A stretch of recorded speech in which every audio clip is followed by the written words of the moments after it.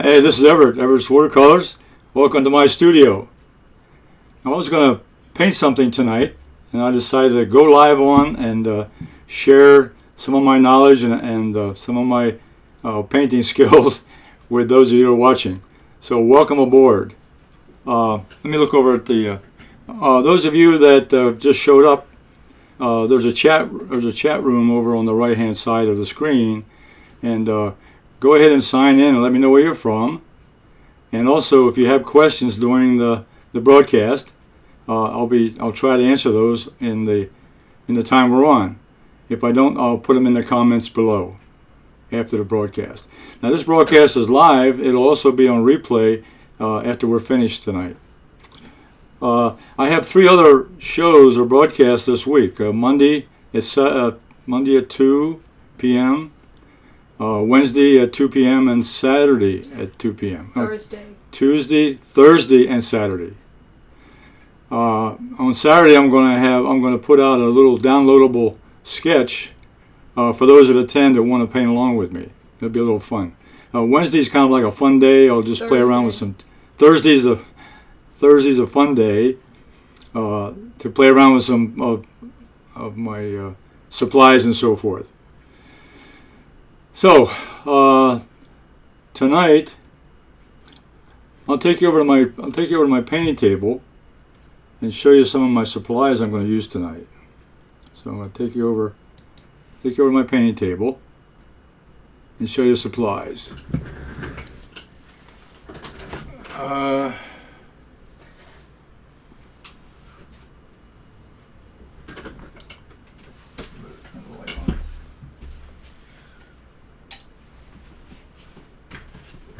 A little brighter, yeah.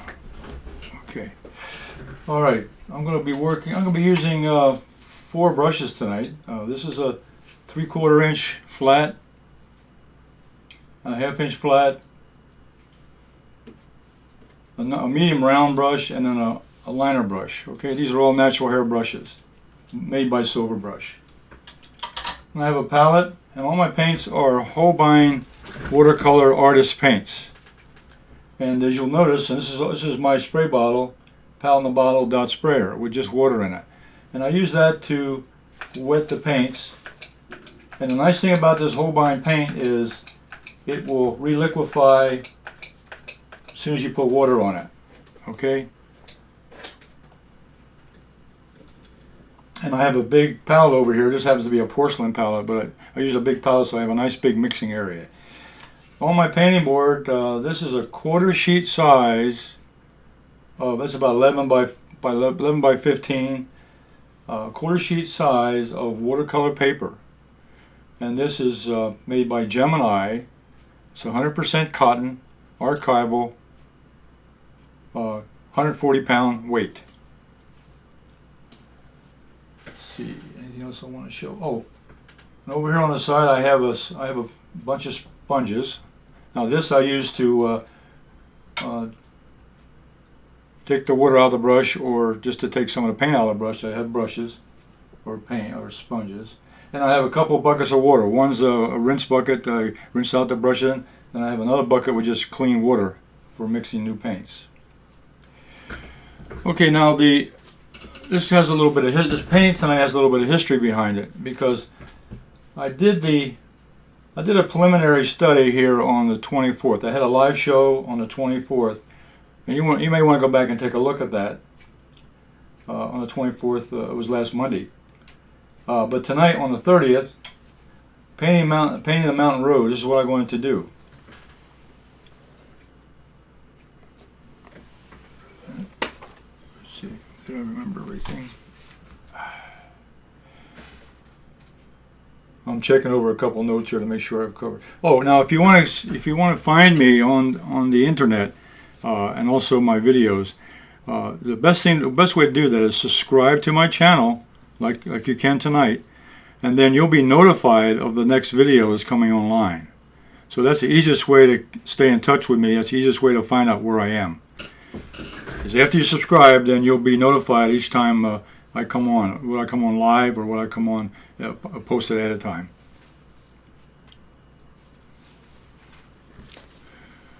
Okay, now I started out with this painting with first of all I started out with some reference photographs, and this is what inspired me. I wanted to do a country road. That's the title of the painting. So I was looking for a couple pictures of a country road with some other element, trees and skies and so forth, and also a fence line. So this is my inspiration, was these pictures. I got these off the internet, which are free. Go on the internet and get all kinds of pictures with royalty free, and this is what these are for almost any subject matter you want to do. And then from that, I did a sketch, a planning sketch. I added some mountains here in the background. I put a couple of those trees, and I used this tree over here, but then I also used the tree. I used both of these pictures here, and then the roadway. I used a little roadway here. I like this little one. It's got a little more bend to it. Okay, I like that one. And then I added the fence line. I didn't want to make it too complicated, so I used this fence post over here. I used this fence post over here in my design. Okay. So I drew out my design and planned the values. I have a dark value in the back, a light value here in the center or in the middle ground, and then in the foreground is kind of a medium value coming forward. And of course there's a sky up top. Then after that, what I did on the last broadcast, I took this sketch and I transferred it to a sketch pad, and then I painted in some of the colors, and this turned out to be a color study. Turned out to be a color study. So then I transferred this sketch onto the watercolor paper. And that's sort of the process that I use when I paint. I do a drawing from several references, and then I'll do I think we're having this looks a little fuzzy up there. Let's see it. Make sure we get a clear shot there. The camera picks up my hands when I move around too much. Okay, but what was I saying about this? Is the normal way I use. I pick up some references, either my own photographs or pictures that I like, that I find on the internet or other places, and then I draw up a composition plan on a sketch pad, and then plan out the values and so forth. And then when I'm happy with that, I transfer that to a painting paper, or in canvas. Sometimes I work on canvas, but here I'm using a watercolor paper tonight. So that's the way I usually approach a painting. So tonight I'm going to go ahead and finish this one, or get as much long as I'm going to paint until I feel we go as far as we can on this. Let's see how far we go. I think the first place I'm going to start, though, like I did in the preliminary study, I'm going to start here in the impact area, and I got a couple little buildings back here and a field and so forth, and that makes an interesting little area to work. So I'm going to start in that area. So I'm going to mix up some darker colors.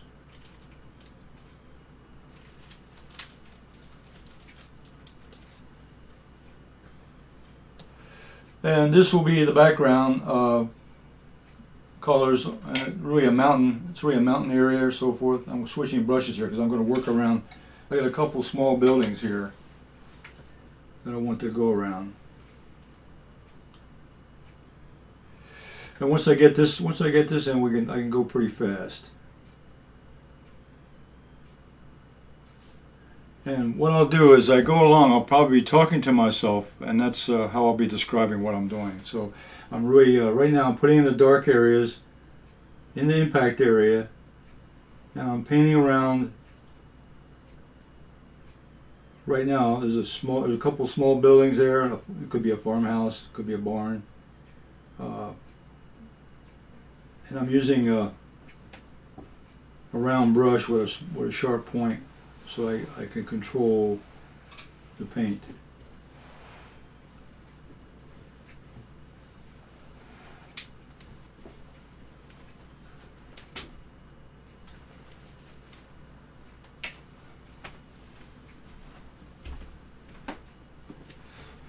Okay, now I'll pick up the 1/2" brush. I'll use a bigger brush now.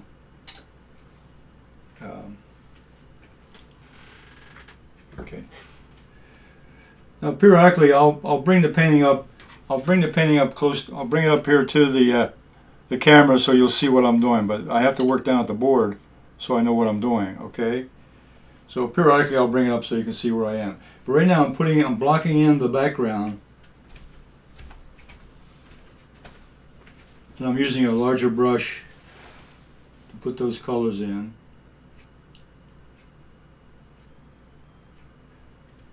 Now this is the impact area, so I'm using very, I would say, small strokes so that I can control that. And there's a little tree line here, so we'll go around that. And as we get further away,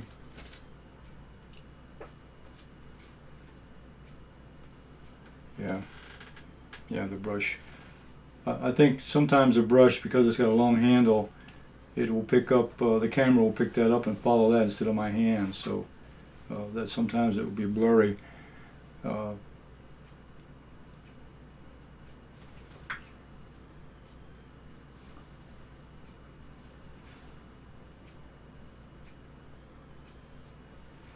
And I got some more mountains background over here, so I'll fill that in.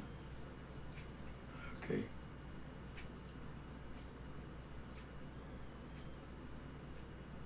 Now when I'm painting, also when I'm painting, I'll leave some white show. I like little spots that I'll leave white because that gives a little sparkle to the painting. So I don't sometimes when I'm painting I don't cover all the areas entirely. Now out here is the edge of the painting, so if I go out of view, you'll see I'm at the edge of the paper is where I am. If I'm out of view, I'm moving over to the edge of the paper. And I'll bring it back and show you. It's not.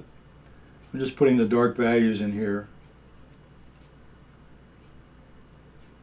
So I'm putting a dark background in. I'm using the paints I'm using is ultramarine mixed in with a little bit of burnt sienna, and then a little quinacridone violet.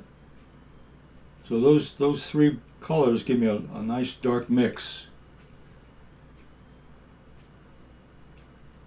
The ultramarine blue and burnt sienna will give me a dark brown, but then the the quinacridone violet will also modify that and give me a darker, blacker color.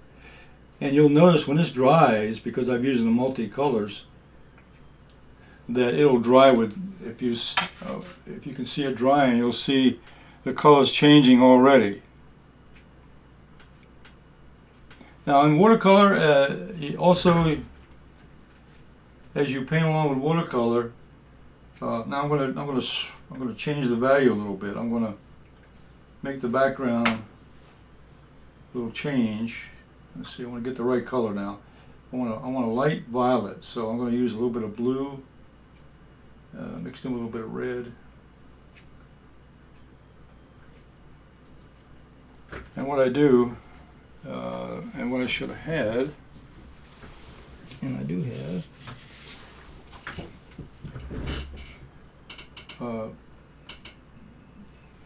I always have a test sheet of watercolor paper. That way I can test out the color I'm going to use. Okay.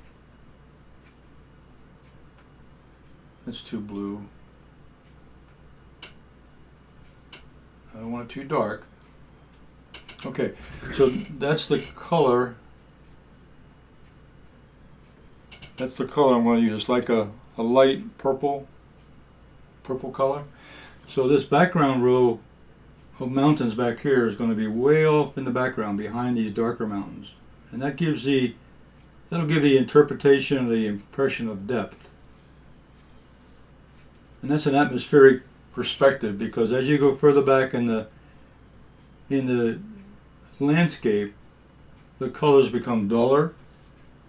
They start to turn bluer because of the atmosphere, and they become a little bit lighter. They're not as vibrant as the forward colors are.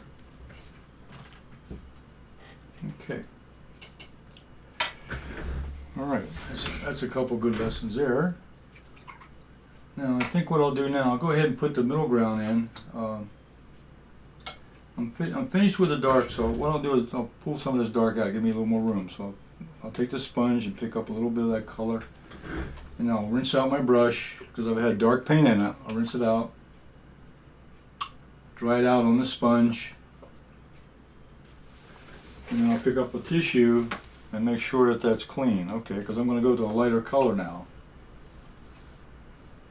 So I just use a tissue to make sure it's clean. And I use clean water now. And now I'm going to use a little bit of, this is yellow lemon, mixed in with a little bit of burnt sienna to give me a nice light brown color.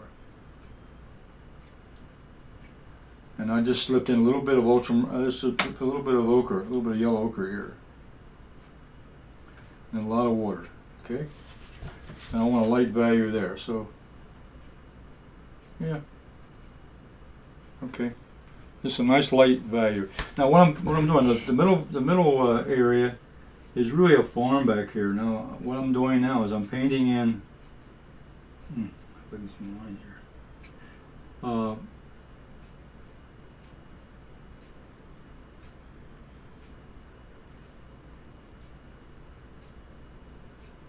What I'm thinking about here as I go along. This is a farm. Back here, some farm buildings. And now I'm painting the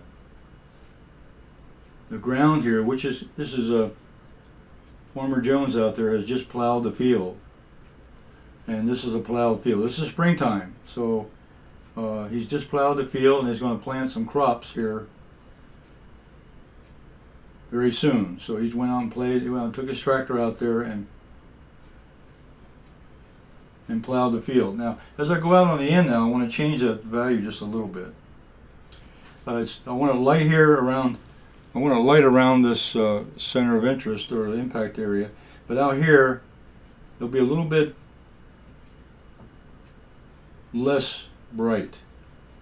So I'll put a little burnt sienna in that just to give it a different value out there. Now over here I'm going to do the same thing. I've got some trees here. I'm painting around the trees because I could paint over them because I'm going to paint them with a different color, but yeah, I may paint over overlap a little bit, which doesn't bother because this is the lightest value right now, what I'm doing. And whatever I paint over top of this will be darker, so it will overlap a little bit. So again, I'm not concerned me because I know I'm in the middle ground. I know I'm in the light value area. So all the light value is just going to be just fine because I'm going to cover it with a darker value. So if I overlap something, I can always take care of that on the next layer. Now watercolors also, the idea here, the technique is you're doing layers. You do a light layer and you can go back and put a darker layer on top of that. Okay, I just went ahead and put in the middle ground, and this area here, though, I'm not finished with the impact area, but this is going to be my brightest area right in here. And I'll come back to that in a few moments as soon as I get some more color down here. All right, so I'll stay with the small flat brush. It's really a 1/2 inch, and keep my palette clean with a sponge. Now I'm going to mix up a couple values of green because we're in springtime, so I'm going to have some green out here, and pick up a little darker value.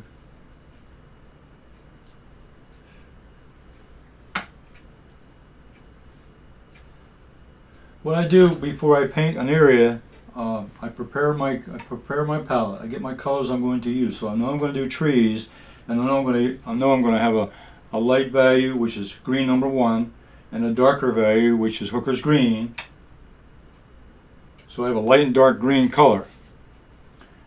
And for this particular painting, I'm going to also have to think about the direction of light, possibly. So I'm going to have the light coming from the top left across down to the bottom right. So the light will be coming this way,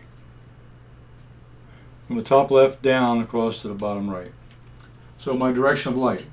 So what I'm going to do is when I paint these trees, I'm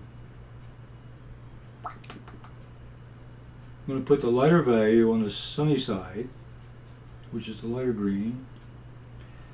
Oh yeah, another point I almost forgot to mention, that when you are doing watercolor, always remember that it's going to dry 40% lighter than what you see when it's wet.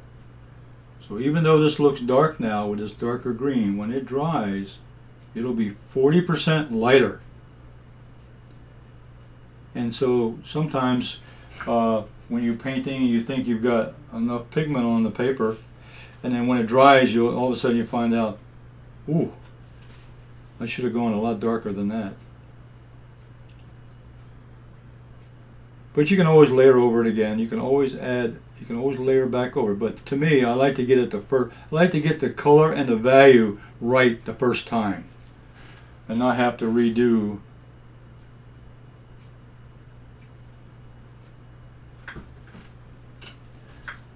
So mixing your colors, doing a test sheet to be happy with the colors you're using, and then go right to your painting and start painting.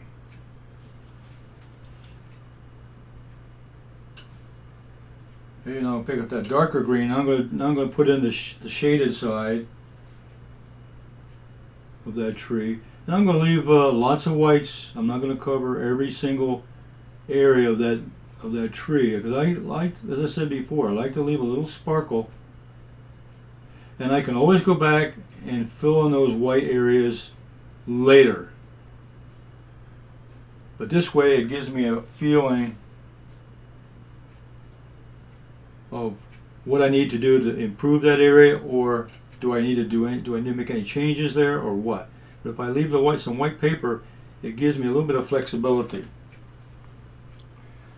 And I think you can see already the trees are starting to materialize.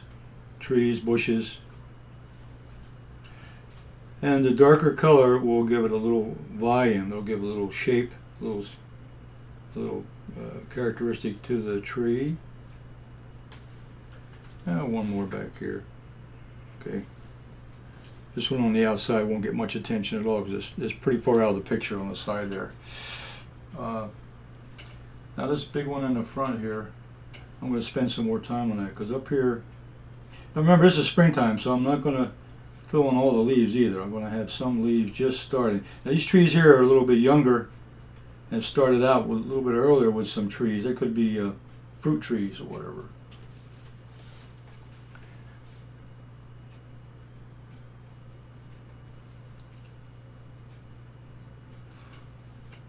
And over here I'm going to put in some branches with just a few.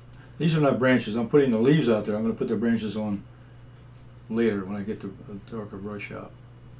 I'm just putting some of the leaves down there. Okay.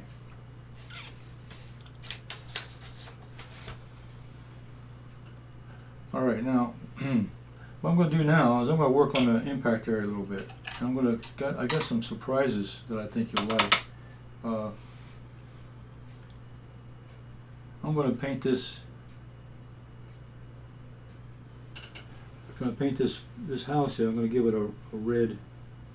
I hope I can see this.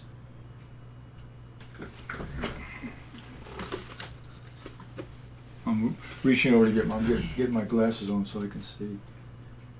So, you have to excuse me for that. Now, if you hear me mumbling, it's I'm talking to myself.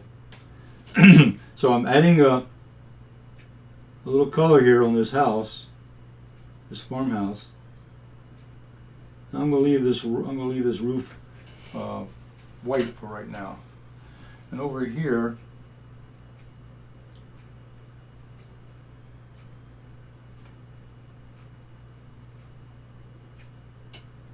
because I'm free to do what I'm going to make this a bluer. I'm using peacock blue, which is a real bright blue. And that bright blue will give me a color on that particular building. Now also in my palette, and I just squeezed out some fresh paint this evening. I've got silver. I got silver paint. And silver paint, when you put it on a building, I'm going to put it on the rooftop of this building here, like a barn. And that's going to look like a tin roof. That's going to look like a tin roof. Maybe I can bring that up close, and maybe you can see that. You won't. You maybe. I hope it does shine.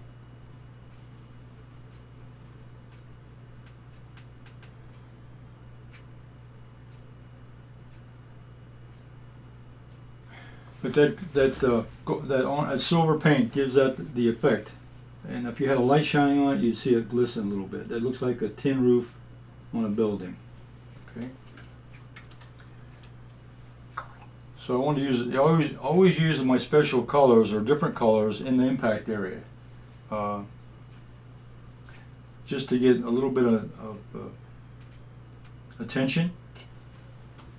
And what I'm going to do here is straighten this up a little bit more.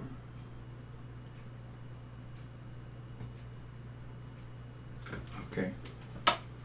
Now, while I'm over here and near the impact area, I'm going to put in some branches on this tree. Now, you notice all the other bushes or trees have got very little branch other than the trunk, but over here is going to have more. So I always like to pick an area.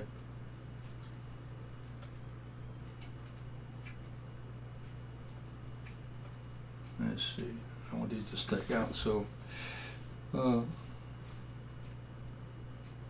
ahead and put the trunk in. And this trunk comes down here.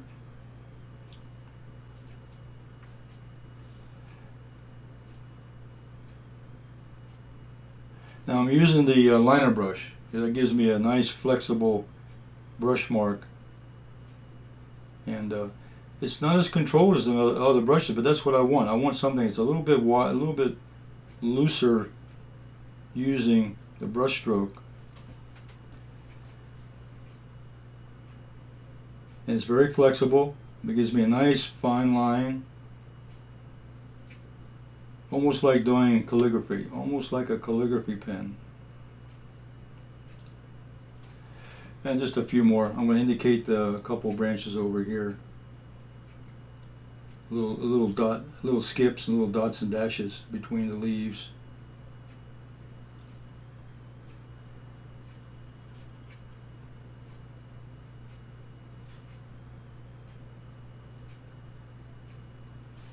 Just indicate the branches. Okay.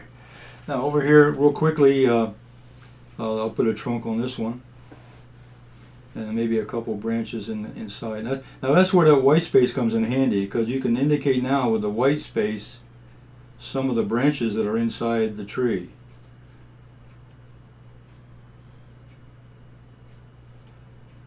Those white spaces now can be filled in with branches, and that's one of the reasons for leaving some white paper.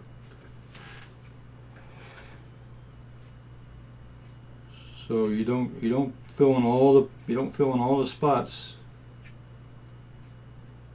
You can always put a branch in there,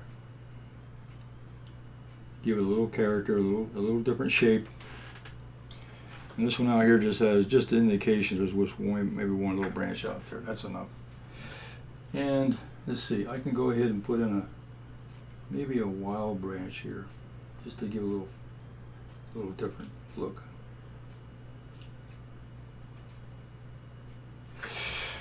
Okay, let's see. So looking at up close, I've done some branches on all the trees. Also I'm going to stay in the middle ground a little bit more back here. Now back here I want to, let's see. Okay.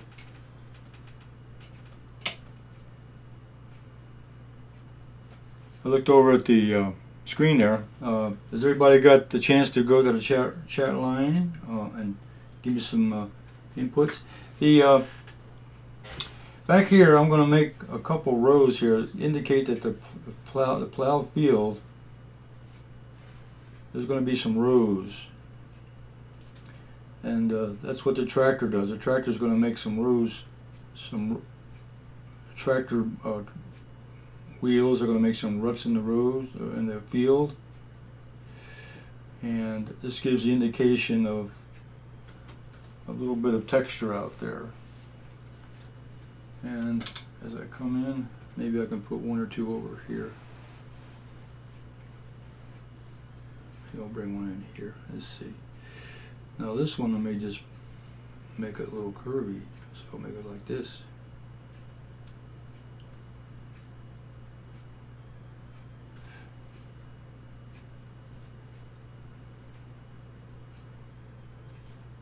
Just indication that may be a plowed field. And over here, the furrows may be going the other way, to give us a little variety. And I don't just indicate a few, just to give you an idea that the tractor moved this way on this particular part of the field.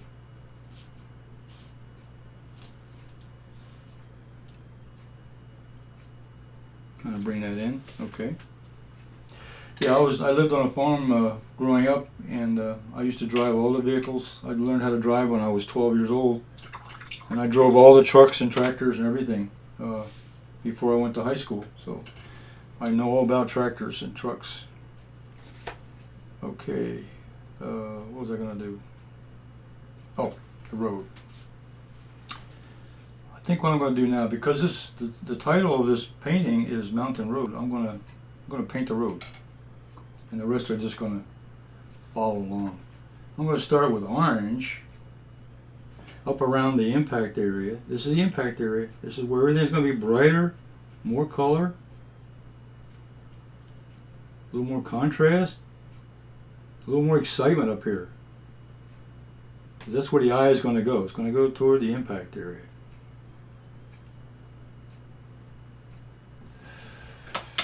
And as I come forward,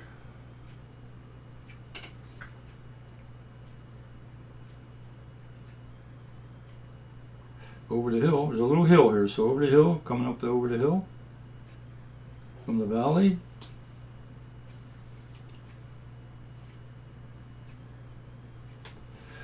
now I'll change brushes again. That's a small brush, so I always use the size brush for the job. In this case, when the color gets a little mixed in here, again, I just wipe it off with my sponge, keep a nice clean area to move color. I'm going to use a flat brush, and I want to change color to a little more burnt sienna, a little darker value. Okay. Now I load the brush with burnt sienna, and then I'm going to tap it dry on the sponge, and I'm going to drag that brush. I'm going to drag that brush down, and that will give me a dry brush look.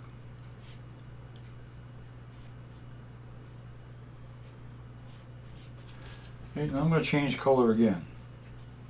And I'm going to use a little bit of quinacridone violet. It'll darken that burnt sienna up a little bit more. So I want a darker value coming forward here.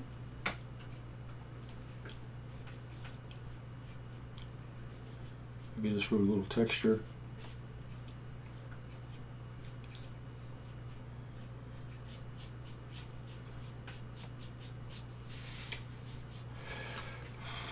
And also the shape of the road gives the feeling of depth. So you have wider road here, and it goes back, it gets narrower back toward the buildings. So it gives you a sense of depth.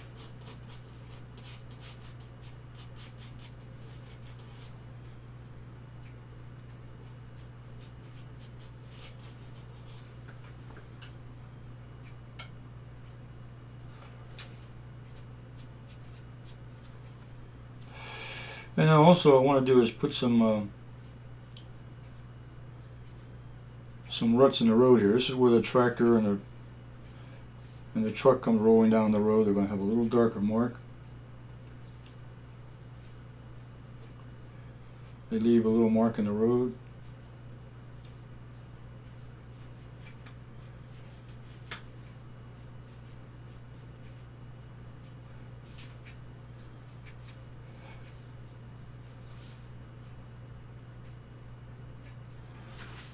Okay. All right. Okay, I'm going to finish off. Now I'm going to start moving on the foreground, and I'm going to use the biggest brush I have. This is the 3/4, not the biggest brush, but this is a bigger brush. So I'm going to use. Going to take out all the dark stuff again, and the middle ground is going to be again some more greens, but I'm going to start out with a green mixed in with yellow lemon. So what I do on my palette is I mix the colors I'm going to use. So that's the yellow mixed in with a green, then the light green mixed in with a little bit of darker green, and then even a little bit of cobalt blue. I'm going to put a little bit of cobalt blue here at the foreground, make it even darker.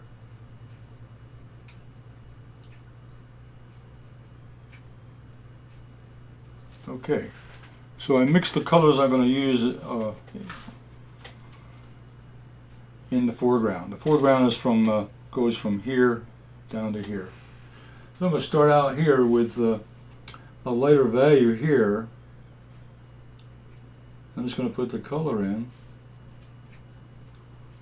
I'm going to use a rough brush stroke because this simulates a little bit like grass growing there, but you can't see the individual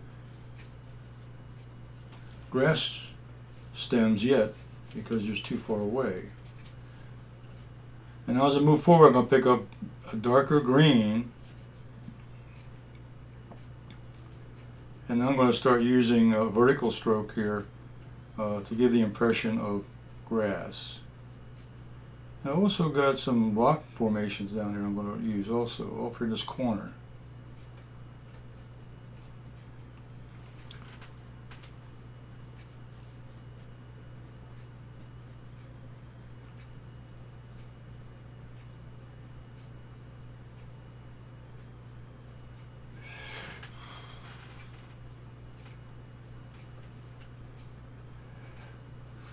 Yeah, that's really impacting. I need to be a medium value, so I'm going to put a little bit more while it's still wet. You can always paint over it. It's very easy to paint over an area if it's still wet. I'm going to make it a little bit darker, so I'm just adding more pigment on top of that layer. I'm going to change the color, put a little more yellow in that mix.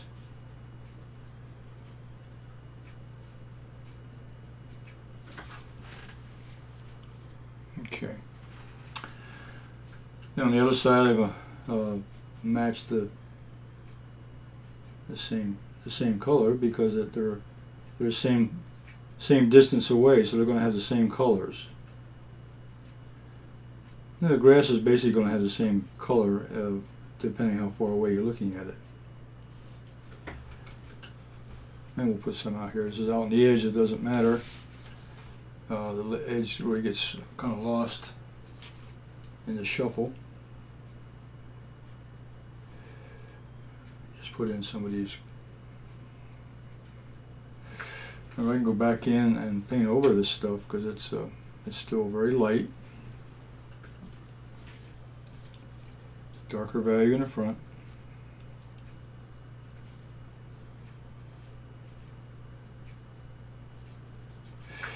Okay. Now I kind of missed a couple of things here. One little bush over here I can put in, and another color over here, different green. That's okay. It's a different bush.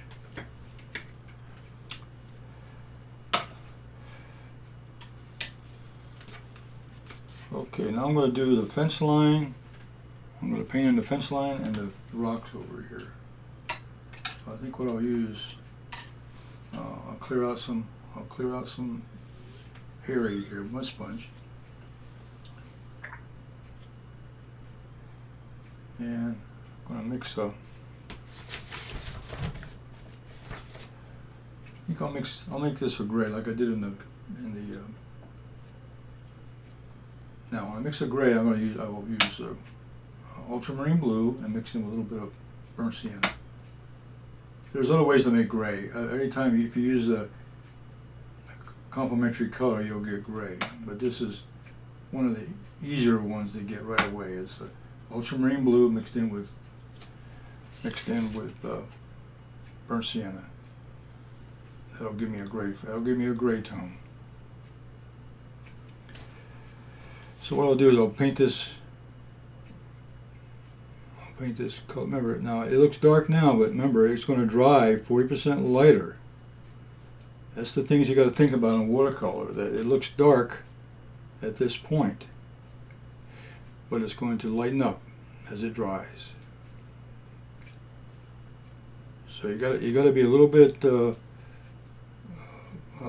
brave when you put the color down, and don't be afraid to put it down too dark, because it's going to lighten up on you.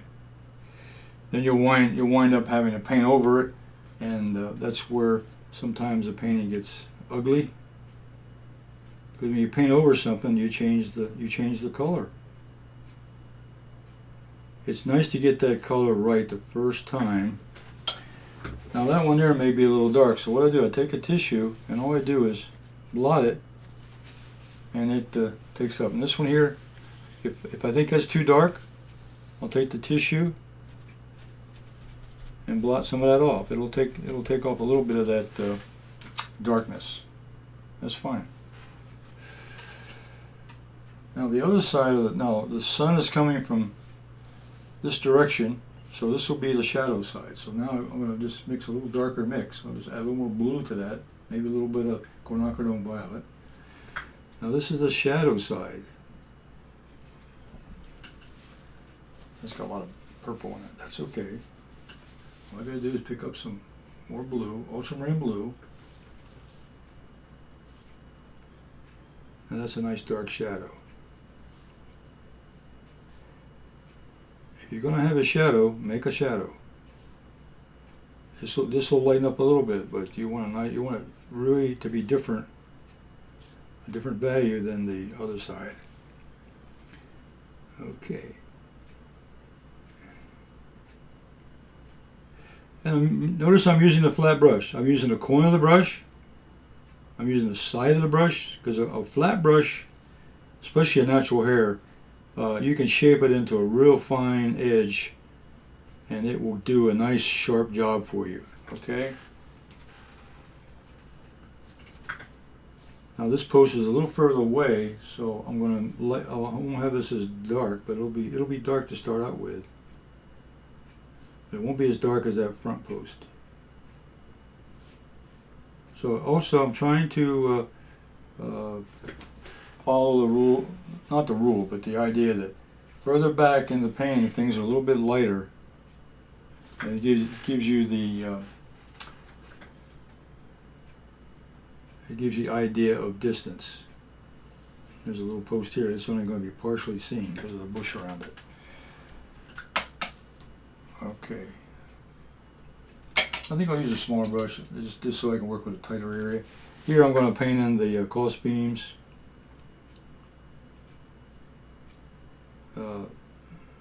Notice again, I'm looking at my perspective. This size here is larger, and as I go back into the landscape, it gets a little bit smaller as I get further closer to there. Then this post over here is even smaller. That gives you the impression of depth. Automatically, that will push your eyes back into the painting. Start up here large. And as you move back into the painting, it gets smaller. And I like the way these, I love to interconnect posts, because this way it shows that this post connects into that vertical section. And this has no post. That doesn't have a crossover. That's different. I did 2 posts with 2 railings. I did a 3rd post with just 1 railing. Again, variety. Now the other thing about a nice liner brush is I can use it for example here, I can use it for bushes and trees. This gives me a nice flexible point, or nice flexible brushwork that I can move around, and I can do grass, bushes, trees,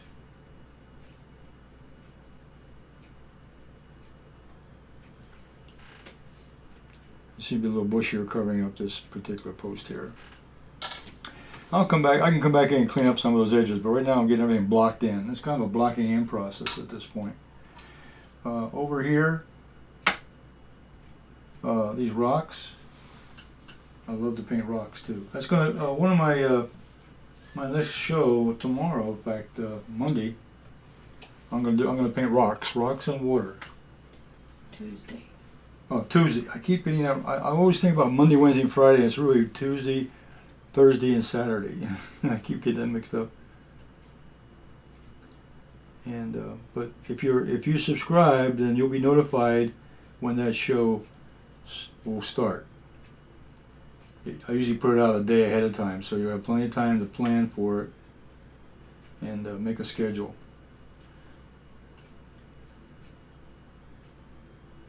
So over here I'm just putting in I'm blocking in some colors to show rocks. And rocks are very irregular shapes, and leaving lots of whites.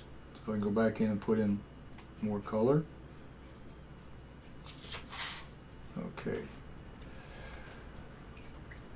Now let's see. How are we doing on time? I got plenty of time. I think I got time to put in the sky. I got time to put in the sky, and I think seeing me do the sky is very important too. That's something that some painters have a problem with, is putting in the sky. But number one, I try to do it simple. I don't try to make it very complicated. I try to do a simple sky. Now, the reason I like these photographs is that I have an option here. Here's a sky with a lot of blue and some clouds at the bottom, and this has got a lot of clouds up here. And these two pictures down here show just all blue sky. All blue sky. Up here is with blue sky with some clouds. Well, because I have so much going on here in the landscape, I need to put some clouds in the sky. In other words, to make continuity between the landscape and the sky.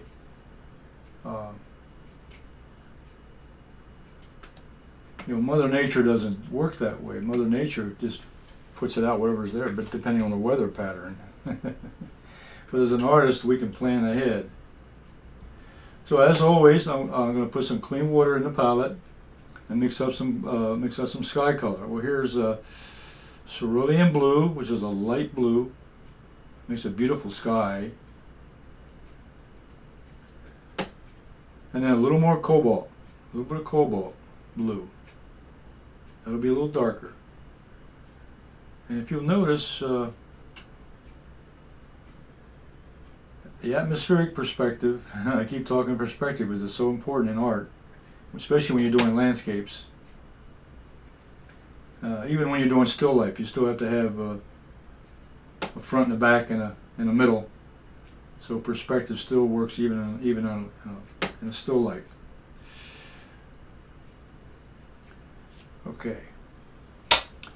And see, what I'm talking about here is that normally when you look at the sky, the top is darker than the bottom, because as you go further away, it gets lighter at the bottom, near the horizon. Near the horizon, the color is very light. It gets darker overhead. If you go outside and look at the sunny day, you'll see that. You'll see that dark sky over top, and off on the horizon, especially looking out over the water, you'll see a very light color. You'll see a very light color. I'm going to wet the sky a little bit. Just a little wet on wet. Just now, when I say wet on wet, I mean I'm just going to put a few drops across there with my dot spray bottle, just to pre-moisten. Now I'm going to start with a cobalt blue at the top. That's the darker blue.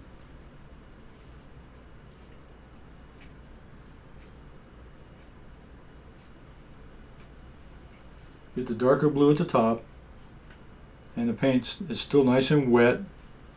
And the secret of painting a large area like this is to keep the same moisture content across, so it doesn't create puddles, it doesn't create what I call watermarks.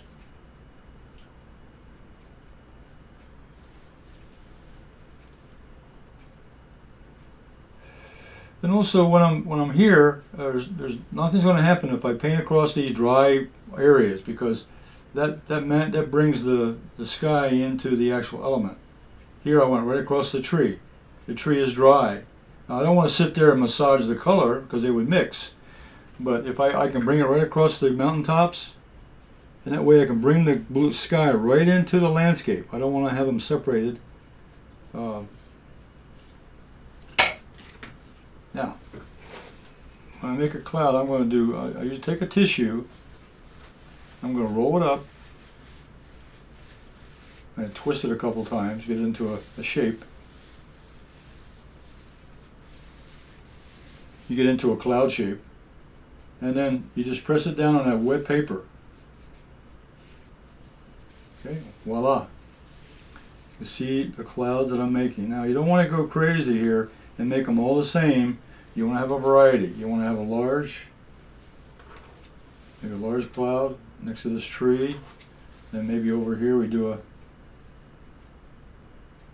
another cloud going off over that section. Okay.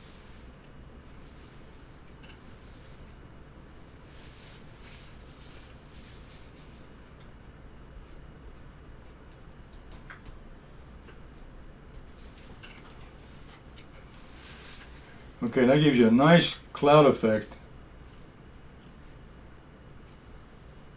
Try to get up there so you can see it. It gives a nice cloud effect of that particular sky. Okay. Now I can make the top a little darker, but you know I like that the way it's turned out. I just like a nice soft sky anyway. Not that difficult. I think for my tonight's painting. Again, I was here painting. I decided just to go live and start painting. I think I may let this painting set right now. I'm not finished with it yet. It's just really I need to go in and do a little more detail in certain areas. So I'm going to let this one sit for a while. Let the paint dry, and then I may come back later on and finish it up with some detail. And I plan on coming on live. I don't have a schedule when I'll come on live. I just impromptu. I'll come into my studio and decide to paint. And then just turn on the internet and go live.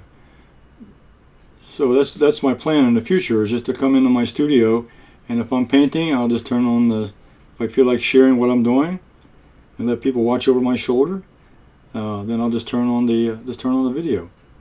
So the best way to reach me again is on the internet through if you subscribe to this channel, you'll be notified of the next videos that I'm going to do. Tuesday, Thursday, Saturday. I think I got that down now. Tuesday is going to be rocks and water. Thursday is going to be just having fun with, I got some tools I'm going to play with on Thursday. And on Saturday, I'm going to have a drawing that I'm going to pass out ahead of time, and we'll paint it together. If you got your paints and brushes and so forth, you want to paint along with me. And I think you'll have fun doing that. So that's always been a good opportunity. Well, I don't see any questions here on the chat board. I'm looking over the chat room right now. But you can leave questions in the comments section, or leave comments in the comments section, and I can get back to you individually and answer you. And if you have any questions about what I've done. Or everettswatercolors.com. So my best contact is my website. I'm on www.everettswatercolors.com. That takes you to my website, and on there I have the video. I have the replayed video on there, and I have an art supply page on there, and I have paintings on there. So there's other things you'll see on my website, www.everettswatercolors.com. Okay. Well, I hope you all enjoyed the show tonight, and catch me next time when I'm in my studio. Everett in the studio. That's what you'll see, and you'll see the little flyer I put together. I plan on going over paintings. Sometimes I may just do drawing. I may do a drawing exercise for myself. I'll be drawing. Maybe I'll be preparing for a painting. I'll do a drawing, and then I may show a different product that I'm using. I'll show you how that product is used, how I use it. So, lots of things I can pass on, lots of tips and tidbits about my art. I've been painting for over 25, almost 30 years now. So I've got a lot of experience in different media also. So that's what I'm going to close out for tonight. And you all have a safe journey, and you all stay home and take care of each other and be safe. I'll see you next time in the studio.